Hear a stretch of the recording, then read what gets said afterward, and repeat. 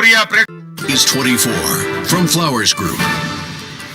Welcome back പ്രിയ പ്രേക്ഷകരെ. ഇപ്പോൾ സമയം 9 മണി കഴിഞ്ഞ് 28 മിനിറ്റ് ആയിരിക്കുന്നു. വളരെ അസ്വാസ്ഥ്യജനകമായ ഒരു ശനിയാഴ്ചയാണ് നമ്മൾ എതിരേൽക്കുന്നത്. നിങ്ങൾക്കറിയുന്നത് പോലെ ഇന്നലെ കരിപ്പൂരിൽ രാത്രി പുലർന്നത് വലിയൊരു അപകടത്തിന്റെ വാർത്തയുമായിട്ടാണ്. രാത്രി ഏതാണ്ട് 7:40 ആകുമ്പോൾ കരിപ്പൂരിലേക്ക് ദുബായിൽ നിന്ന് വന്ന എയർ ഇന്ത്യ എക്സ്പ്രസ് IX1344 അപകടത്തിൽപ്പെടുകയും കുറച്ച് അധികം ആൾക്കാർ മരിക്കുകയും ചെയ്ത വാർത്ത ഓഗ്മെന്റഡ് റിയാലിറ്റിയുടെ സഹായത്തോടെ ഞങ്ങൾ പുനരാവിഷ്കരിക്കാൻ ശ്രമിക്കുകയാണ്.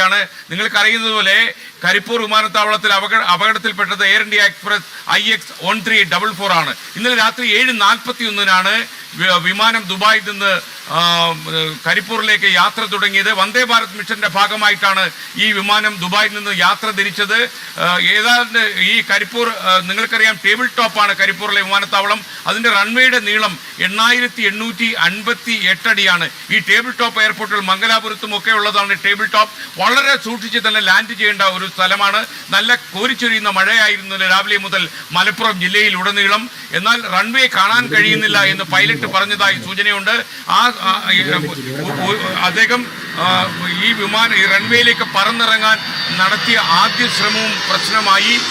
എയർ ഇന്ത്യ എക്സ്പ്രസ് യഥാർത്ഥത്തിൽ ഈ എയർപോർട്ടിലേക്ക് വരുമ്പോൾ ടേബിൾ ടോപ്പ് ആയതുകൊണ്ട് പരിചയസമ്പന്നനായ വിദഗ്ധനായ പൈലറ്റ് എല്ലാവിധമായ മുൻകരുതലും സ്വീകരിച്ചു. എന്നാൽ ഈ വിമാനം റൺവേയിൽ നിന്ന് തെന്നിമാറി 35 അടി താഴ്ചയിലേക്ക് പതിക്കുകയാണ് ഉണ്ടായത്.